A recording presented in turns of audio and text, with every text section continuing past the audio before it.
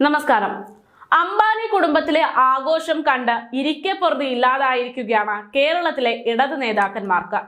CPM നേതാവ് മുൻ ധനമന്ത്രിയായിരുന്ന സഖാവ് തോമസ് ഐസക് ഉൾപ്പെടെ CPI നേതാവായിട്ടുള്ള ബിനോയ് വിശ്വം അടക്കം അംബാനി കുടുംബത്തിലെ ഈ വിവാഹാഘോഷങ്ങളെ കുറിച്ച് അതിരൂക്ഷമായിട്ടുള്ള വിമർശനങ്ങളാണ് ഉയർത്തിക്കൊണ്ടിരിക്കുന്നത്. 5000 കോടി ചെലവിട്ടുകൊണ്ടുള്ള അംബാനി കല്യാണം പാവങ്ങളോടുള്ള വെല്ലുവിളിയാണെന്നാണ് CPI നേതാവ് ബിനോയ് വിശ്വത്തിന്റെ അവകാശവാദം. ട്വിറ്ററിലൂടെയാണ് ബിനോയ് വിശ്വം ഇങ്ങനെ ഒരു പ്രതികരണം നടത്തിയിരിക്കുന്നത്. പട്ടിണിയും ദാരിദ്ര്യവുമുള്ള ഈ നാട്ടിൽ ഒരു കുടുംബത്തിന് എത്ര പണം ചിലവഴിക്കാൻ കഴിയും? 5000 കോടിയുടെ അംബാനി കല്യാണം പാവപ്പെട്ടവരോടുള്ള വെല്ലുവിളിയാണ്. അതിസമ്പന്നരുടെ ശക്തി പ്രകടനമായിരിക്കാം ഇത്. ഭരണാധികാരികൾക്ക് ഇക്കാര്യത്തിൽ ധാർമ്മിക സമീപനം ഉണ്ടാകണം.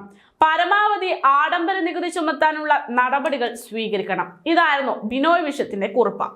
ഇനി 90% കുടുംബങ്ങളും 10000 രൂപയിൽ താഴെ മാത്രം വരുമാനം വാങ്ങുന്ന ഒരു രാജ്യത്ത് $370 മില്യൺ അംബാനി വിവാഹാഘോഷം ഒരു അശ്ലീലമാണ് എന്നതായിരുന്നു മുൻ ധനമന്ത്രിയായിട്ടുള്ള തോമസ് ഐസക്കിന്റെ പക്ഷം.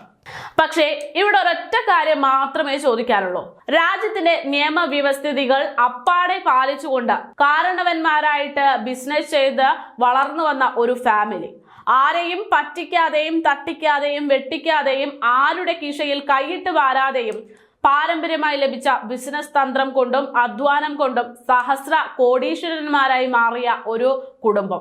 ആ ഒരു കുടുംബത്തിലെ ഒരു വ്യക്തി അദ്ദേഹത്തിന്റെ സ്വത്തിന്റെ ചെറിയൊരു ശതമാനം കൊണ്ട് ഇളയ മകന്റെ നടത്തുന്നു. തന്റെ ആകെയുള്ള സമ്പാദ്യത്തിന്റെ ഏകദേശം 5% മാത്രം മുടക്കിയുള്ള ഒരു വിവാഹ ആഘോഷം.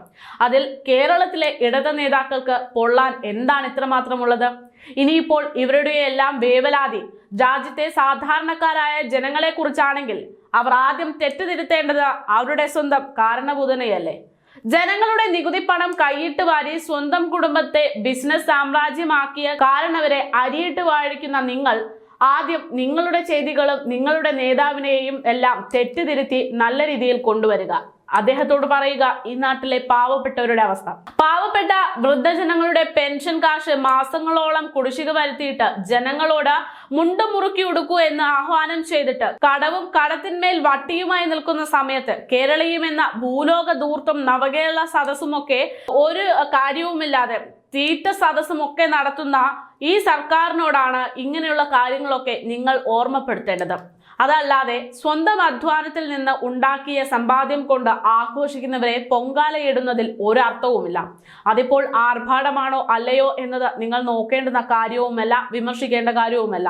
കാരണം അത് അവർ ആരെയും ബുദ്ധിമുട്ടിക്കാതെ അവർ സ്വന്തമായി ഉണ്ടാക്കിയെടുത്തിട്ടുള്ള സമ്പാദ്യത്തിൽ നിന്ന് ഉള്ള ആഘോഷം തന്നെയാണ്. ഇനി അത് മാത്രമല്ല, സാധാരണക്കാരുടെ ആവശ്യം പറയുമ്പോൾ ഏകദേശം 1 മാസത്തോളം സാധാരണക്കാർക്ക് ഭക്ഷണം നൽകുന്നുണ്ട് എന്നതാണ് അംബാനി കല്യാണവുമായി ബന്ധപ്പെട്ട് പുറത്തു വരുന്ന റിപ്പോർട്ട്. അതുപോലെ തന്നെ അദ്ദേഹം ആർഭാടം എന്ന് പറഞ്ഞ ഓരോ കാര്യങ്ങൾക്ക് വേണ്ടി ആളുകൾക്ക് കരാർ കൊടുക്കുമ്പോഴും അതിനൊക്കെ, അതായത് ഒരു സാധാരണക്കാരന് ഒരു വരുമാന മാർഗം തന്നെയായിട്ട് മാറുകയാണ്. പന്തലുകാർക്ക് ഉൾപ്പെടെ അവിടെ അംബാനി കല്യാണവുമായി ബന്ധപ്പെട്ട് എത്തുന്ന ഓരോരുത്തർക്കും കൂലി കൊടുത്തിട്ടാണ് അംബാനി അങ്ങനെ ഒരു കല്യാണം നടത്തുന്നത്. അതുകൊണ്ട് തന്നെ എന്തായാലും ഇപ്പോൾ ജനങ്ങളുടെ കാര്യം ആലോചിച്ച് ടെൻഷൻ അടിച്ച് അംബാനിയെ വിമർശിക്കുന്ന ഇടത് നേതാക്കൾ ആദ്യം നമ്മുടെ സ്വന്തം നാട്ടിലെ നമ്മുടെ മുഖ്യമന്ത്രിയെ തെറ്റുതിരുത്തേണ്ടുന്നത്, അങ്ങനെ ഒരു കാര്യമുണ്ട് എന്നത് ഓർക്കേണ്ടത് അനിവാര്യം തന്നെയാണ്.